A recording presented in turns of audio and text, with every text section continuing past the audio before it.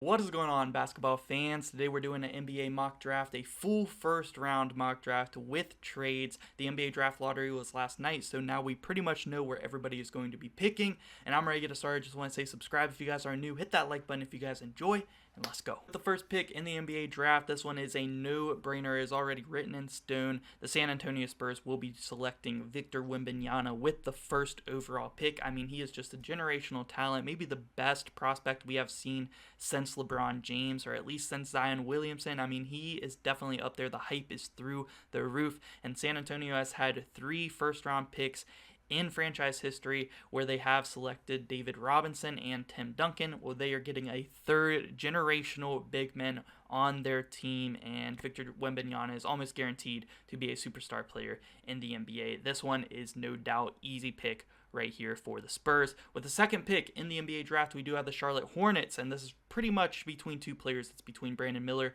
and Scoot Henderson, and I think that Brandon Miller just makes so much sense to be drafted by the Hornets here. You already have LaMelo Ball, who is one of the best playmakers in the NBA. You don't really need Scoot Henderson, another point guard, and you have Terry Rozier as well. But the thing about getting Brandon Miller, you still have Kelly Oubre, and you also have Gordon Hayward. Well, I think that the Hornets are going to trade Gordon Hayward and his large expiring contract this offseason.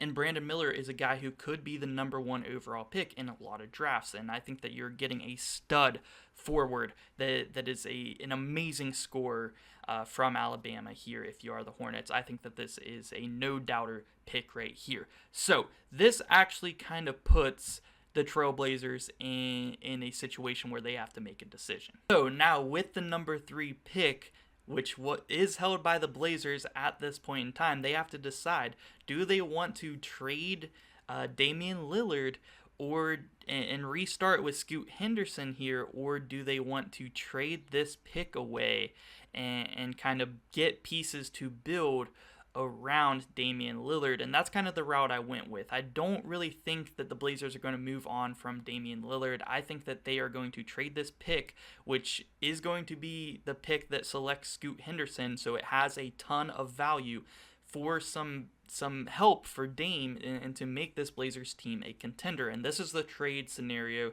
that I have come up with, which allows the Washington Wizards to get the number 3 pick from the Blazers and select Scoot Henderson, a much-needed point guard for the Wizards. So the 3-team trade. In this trade, the Blazers will receive Bradley Beal from the Wizards and Miles Turner from the Indiana Pacers, while the Pacers receive the Wizards' first-round pick, which is the number 8 pick, which means the Pacers now have 4 first-round picks, including 2 in the top 10, number 7 and number 8, and the Pacers also get in return Jusuf Nurkic. So I think that the Pacers would 100% do this trade. I mean, for trading Miles Turner, they get a top 10 pick and Nurkic back, and the Wizards, for trading their number 8 pick and Bradley Beal, they get the number 3 pick, and the Blazers, for trading Nurkic and the number 3 pick, they get Bradley Beal and Miles Turner. So I think all 3 of these teams, you know, I think it works out for all of them. I mean, if you think Indiana, they could give the Wizards the number 29 pick as well, or a second-round pick. You know, you could play around with it a little bit more, add a few pieces here and there, but I think, you know, this is the gist of the trade. I think it works out for everybody, and the Wizards finally get themselves a star point guard, which is much needed. I mean, ever since John Wall kind of moved on and hasn't been as good anymore, they have not really had a good point guard. You know, the pickup of Monte Morris, you know, he's a solid backup point guard, but he is not a starting point guard. The Wizards need a guy like Scoot Henderson, and this is a great pick by the Wizards. With the 4th pick in the NBA draft, this may be a surprise to a lot of Rockets fans, but I actually have the Rockets selecting Jarace Walker, the small forward, power forward, out of Houston University, staying in the city of Houston, playing here for the Rockets. I think that this pick makes a lot of sense. You could go with Amon Thompson here, which a lot of people think is the clear number 4 player in this draft, but I think Jarace Walker, you know, it would not surprise me if the Houston Rockets selected him here at 4, and it's honestly might be what I would do in this situation. I mean, he could slide right in there at one of the forward spots with Jabari Smith, and you already kind of have Kevin Porter Jr., who kind of plays the point guard position. So do you really need Amon Thompson? I think that in the long run, it could be good to have Amon Thompson, but Jarace Walker fits right in this lineup offensively and defensively. He is really good. He is a forward who can shoot the ball, dribble, put it on the floor, play defense, rebound. I mean, he is just an extremely good player that would immediately help this Rockets team get better and add another really nice young piece to this team. At pick number 5, we do have the Detroit Pistons. Man, did they get screwed on this draft lottery. I mean, they had one of the best odds, tied in the top 3 to get the number 1 pick, and they ended up with number 5. So that is very tough for Detroit, but they still come out of here with a pretty good player. Again, I don't really think Amon Thompson fits in here with the Detroit Pistons and other top prospects right now. You have Taylor Hendricks, which the Detroit Pistons could go with Taylor Hendricks here, and you have guys like Anthony Black, which you already have that sort of player in Cade Cunningham that is a similar player to Amon Thompson and Anthony Black. So I think the best options here are either Cam Whitmore or Taylor Hendricks here for the Detroit Pistons. And I honestly went with Cam Whitmore. I mean, he is a really good wing. He's listed as a small forward or a power forward. I think he's more of a small forward, and he's not the best shooter yet, but he is going to develop into a really good shooter on the wing as well. And he is also a guy who is a super good driver. He is immediately going to make an impact driving to the rack and drawing contact, and his shooting's going to improve. Really good ball handler, really good defender. Cam Whitmore goes here at number 5 to the Pistons. Number 6, we do have the Magic, and I have them selecting Amon Thompson. This is finally where Amon Thompson goes. Kind of slid down the board a little bit, but the Magic should definitely be happy that this has happened. You know, I see a lot of Magic fans saying, you know, we trust in Markelle Fultz. We want him to be their point guard. I don't know about that. You know, Markelle Fultz, I feel like he gives you what he's going to give you. Amon Thompson has triple-double upside, and he is going to improve shooting as well. Very good defender, very good ball handler, an amazing playmaker, athletic. Like, he is definitely an upgrade over Markelle Fultz at the point guard position, and an extremely good playmaker. The shooting is the only thing, and I know that the Magic need shooting. The Magic fans will let me know, but remember, you guys have another pick coming up where you could get some shooting. Keep that in mind for this video. I think Amon Thompson, best player on the board right now. The Magic could use an upgrade at the point guard position, and Amon Thompson is heading to Orlando. At number 7, we do have the Pacers, and I have them selecting Taylor Hendricks. Remember earlier in the video, they were involved in that 3-way trade, which allowed the Wizards to get to the number 3 pick.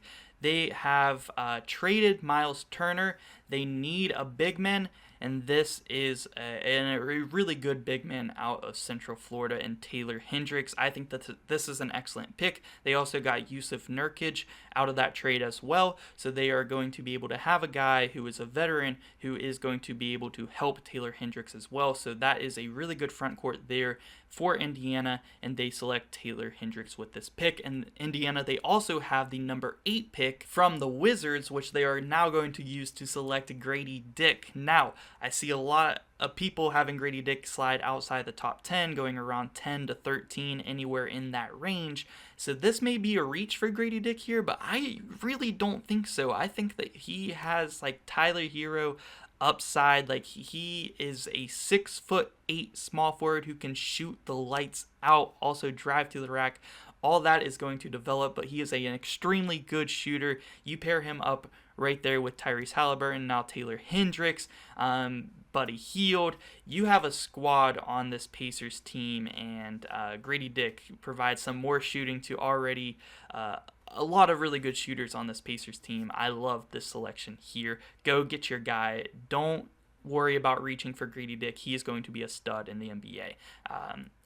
I don't think this is a reach here at number 8. Number 9 pick, we do have the Utah Jazz, and man, they are happy. A lot of these forwards and centers went early because they get a stud point guard out of Arkansas in Anthony Black. I mean, this is the perfect type of player to head to the Utah Jazz here at number 9. I mean, with one of the Pacers pick, they already have Tyrese Halliburton, who is their point guard. Like, they don't really need a guy in Anthony Black who is a playmaker. I think he can develop really well in this Utah Jazz system, and yes, this is an excellent pick. I love the fit here. I love this pick. Anthony Black, best player available on the board right now, in my opinion.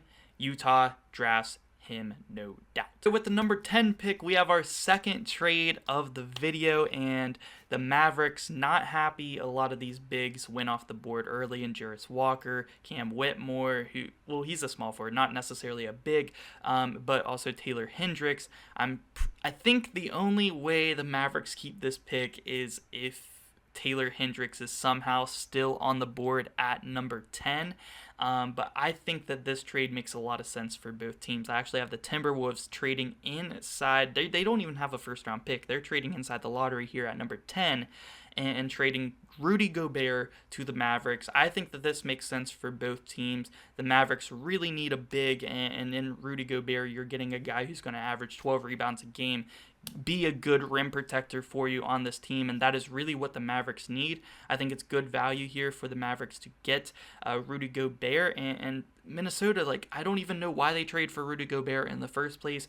Him and Cat, it just does not mesh on the court. It does not make any sense at all. So Minnesota gets the number 10 pick, where they use it to select a Sir Thompson, a guy who did play shooting guard alongside his brother, Amon Thompson, but is still an extremely good playmaker with a ton of upside, and I believe he can play the point guard position for this Minnesota team and be the future point guard of the Timberwolves. And you have an extremely talented backcourt of the future in Ausar Thompson, also in Anthony Edwards. So I think that this is an amazing trade for both sides. Mavericks get their big men, which is much needed, and the Timberwolves get their point guard of the future and still have Cat on the team and Anthony Edwards. This works out for both teams here. The 11th pick in the draft. Magic fans, I told you, I know you guys need shooting, and I got you right here. Grady Dick off the board, but you can still get an extremely good shooter from UConn in Jordan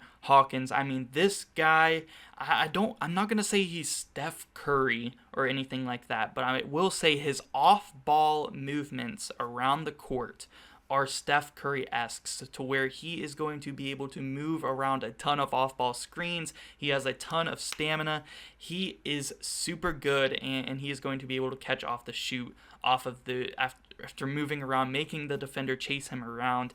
He was a ton of fun to watch at UConn, and you are getting a extremely good shooter, extremely good basketball player in Jordan Hawkins here with the number 11 pick. I don't think this is a reach. In the NBA, you need shooting. Shooters are going to go early. Jordan Hawkins heads to the Magic to pair up with Amon Thompson. Really good 2 picks here by the Magic, in my opinion.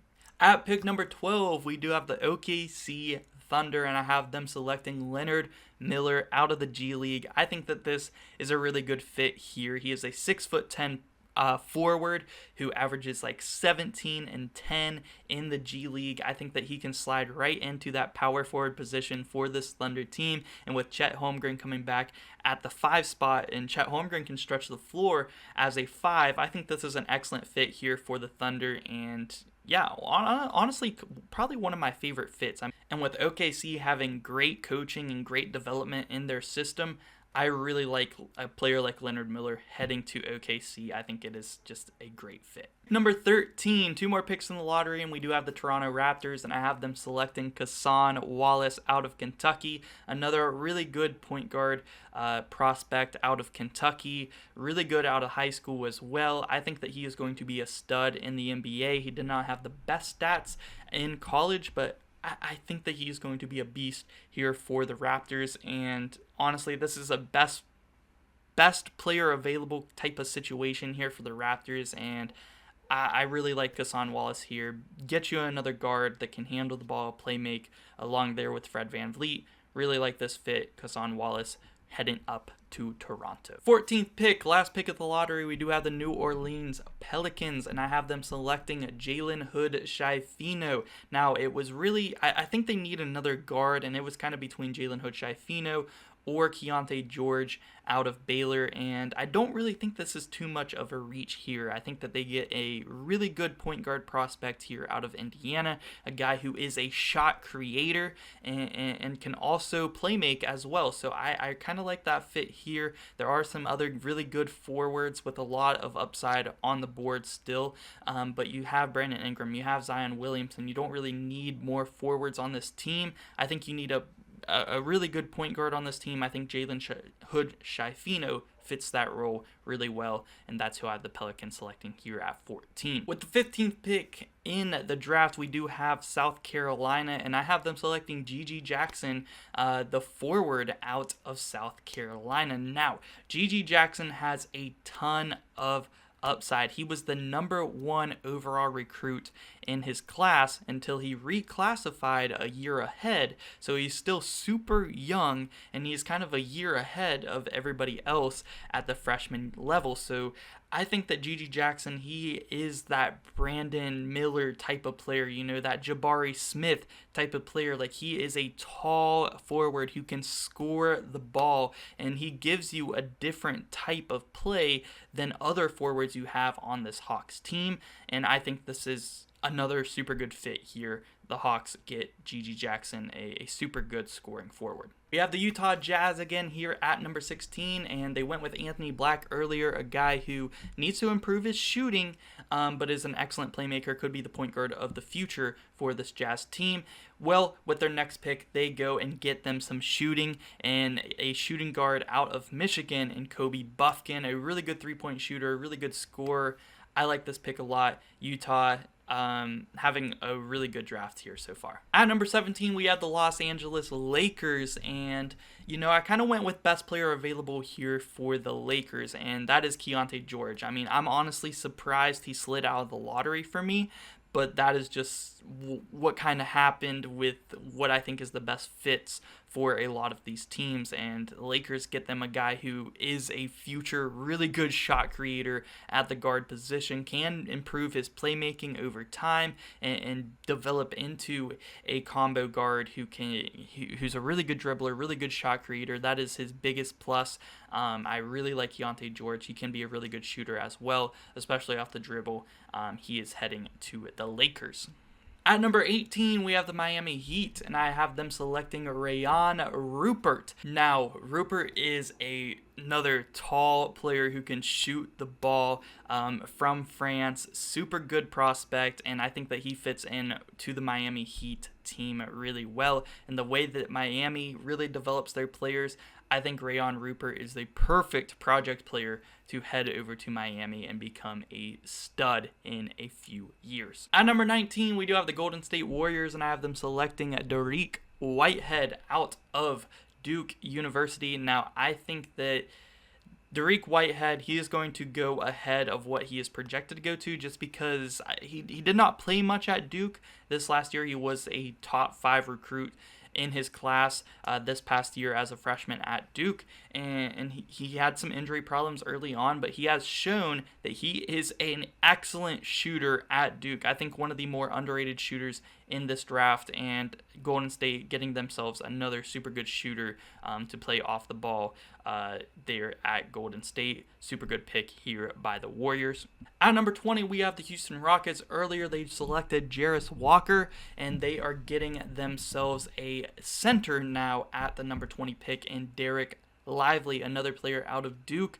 This guy is going to be an extremely good rim protector in the NBA. He was an amazing rim protector in the games that he played in college, and I think it's going to translate very, very well. I mean, he has really high upside as a shot blocker, as a scorer in the paint, and I like the fit here for the Rockets. They need a center who can shot block, and their defense got extremely better through this draft with Jarace Walker and Dereck Lively. I mean, their defense skyrocketed. after these two picks. Back-to-back picks now for the Brooklyn Nets here at 21 and 22. And with the 21st picks, they are selecting Maxwell Lewis, the prospect out of Pepperdine, and he can play the 2 guard. He can play the small forward position. A guy with a ton of upside. He's not going to be a super good player right away, in my opinion, but he definitely has the potential. Like, you can definitely see it. And he is a really tall guard who can ball handle. Like I said, he can play the small forward position as well. Really big fan of Maxwell Lewis. I kind of dialed down on him a little bit. I did, in my last mock draft, which was lottery only, have him going in the lottery. Kind of died down on him a little bit, but I still think he's first round talent. He just needs to go to the right team who is going to develop him into that stud. With the Nets' second pick here in a row at 22, they select Noah Clowney, the power forward out of Alabama. I think that he can give them a nice post presence down low, and Noah Clowney also has shown potential that he can develop a three-point shot, mostly probably from the corner at first, but over time he could definitely develop a jumper, and that could be huge as well. It's always good to have big men who can stretch the floor, but he is also a really good rebounder, and he is only going to improve over time, as he was only a freshman at Alabama, so he has a ton of time to develop. With pick number 23, we do have the Portland Trail Blazers. They did trade their number 3 pick earlier, got Bradley Beal, got Miles Turner along with Dame. They still have Anfernee Simons. I mean, they're building a pretty nice team. So what do they need? Maybe another forward to go along with this team. And how about drafting Keegan Murray's brother, Kris Murray, out of Iowa, a guy who has potential to be pretty good. I don't think he's as good as Keegan Murray at all, but, he could be a stretch forward on this team. He can definitely develop into that. So I like this pick here by the Blazers at 23. Take a shot at Kris Murray, who has a ton of upside as a player. Next up at 24, we have the Sacramento Kings, and man, the Blazers picked Kris Murray just before the Kings can pair him up with his brother Keegan. But at 24, I have them selecting a 6'6" prospect, Bilal Coulibaly. I think that this is definitely a pick that Sacramento, they kind of need to go best player available or the best prospect available that they can develop over time. And I think that Bilal could be the best prospect still available with a really high upside. Still only 18 years old. Like I said, ton of upside. 6'6" guard. I like this pick here by the Kings, going best player available because they already have a pretty filled out roster at this point. At pick number 25, some people may call this a reach, but I am super high on Ricky Council IV out of Arkansas. As you guys know, if you guys are, fans of the channel, I do a ton of college basketball. Like, college basketball is kind of my thing, and I love watching college basketball. Ricky Council IV is an NBA type of guy, super athletic, shoot the ball lights out, a 6'6" shooting guard. I mean, super good player here, and I think that I would take a chance on him at a spot like 25. Late in the first round, usually you're just trying to find the best players available at this point once you get outside of the lottery. And I think Ricky Council IV is definitely one of the best players still available on the board, and definitely a guy that I would take a chance on, just because he's not, he wasn't a freshman last year, or, he's a little bit older than some of these other players. Super good 3-and-D upside here as a 6'6" shooting guard, and I like the fit here for the Memphis Grizzlies for sure. Now we're back to the Indiana Pacers. They selected Taylor Hendricks and Grady Dick earlier in the top 10. Now they're back at 26, and they also have 29. And with this pick, I have them selecting Bobby KLINTMAN, a guy who has a ton of potential out of Wake Forest, and he is another 6'10" forward who you can try to develop. This is a guy who was a freshman last year, ton of upside, didn't have the best stats at Wake Forest, but you drafting this guy late in the first round purely off upside and development, and to see what he could be. And I don't think that this is, I think it is worth the gamble here at 26 if you're the Indiana Pacers, who have 4 picks, who could use some front court help as well.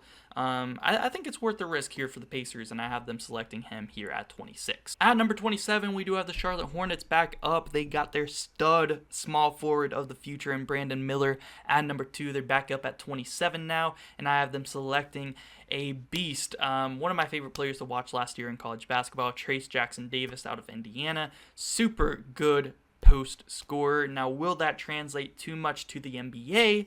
Well, I'm not sure, but he's also a super good rebounder. You're probably drafting him purely for front court depth at this point in time, and possibly he's probably going to need to develop some sort of mid-range or three-point shot over time if he wants to have a long NBA career or be a starter. But, you know, we'll see. Maybe he can develop a three-point shot. He's a really good post scorer and defender, and TRAYCE Jackson-Davis, I have him going here at 27 here to the Hornets. Back to the Utah Jazz, and I have them with this pick at 28. They already drafted Anthony Black and also Kobe Bufkin. Well, I have them selecting the second Michigan player to go along with Kobe Bufkin, a player who I think might be one of the best players on the board at this point, and that is Jett Howard, a 6'8 guard out of Michigan, another super tall guard, and one of these guys, or if not two, I mean, I'm pretty high on Kobe Bufkin and Anthony Black developing well, especially in the Jazz's system, but Jett Howard, I think, could also be another really good guard who could develop in that system as well, and they take a chance on him at 28. Slid down the board a little bit. I think most people have him going around 20 to 25, so he slid down a little bit. One of the best players on the board for sure. Jazz get a guy here who has a lot of upside. Pick number 29 in the Pacers' 4th pick of this draft, and I'm not going to lie to you guys. With these last 2 picks, they are players that a lot of people would probably have go in the 2nd round or undrafted, honestly. But these are guys that, like I said, I'm a college basketball fanatic, man. But these 2 guys I see having extremely high upside and being extremely underrated. And with these picks at 29 and 30, I would take a shot at them because I think they have a ton of potential from what I have seen them do in college. With pick number 29 and the 4th pick here by the Pacers, I have them selecting AZOULAS TUBELIS, the power forward out of Arizona. This is a power forward who can drive, give you he's had games at Arizona where he's scored, almost 40. Like, he can shoot the ball. He is a true 6'10". He can shoot the ball. He can drive the ball. He can pass, rebound. I mean, super good player. I would take a shot at AZOULAS TUBELIS very late in the 1st round, 100%. And the same thing with number 30, another guy that I'm extremely high on.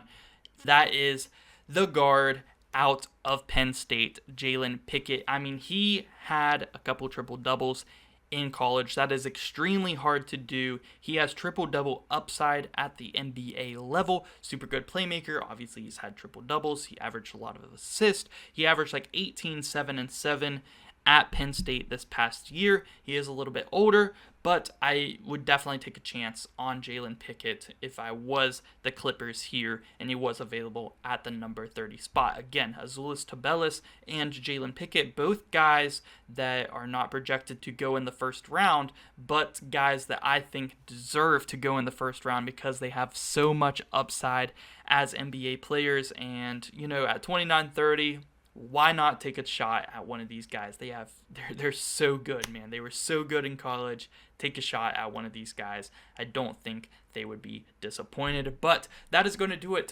for my first full 1st round NBA draft or mock draft. Let me know if you guys want to see another one here in a few weeks or so. And let me know your overall thoughts about the picks I decided to make. And yeah, guys, subscribe if you guys are new. Thank you so much for watching.